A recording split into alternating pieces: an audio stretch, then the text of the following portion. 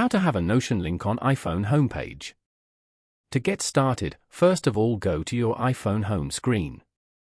Over here, long press on any empty area of the home screen until the icons start to wiggle and a minus sign appears on each app icon.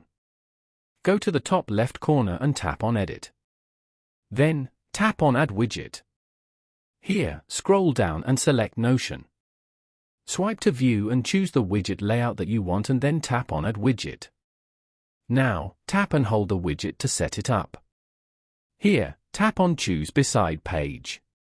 And then, select a page from here. After that, tap on Done at the top right corner.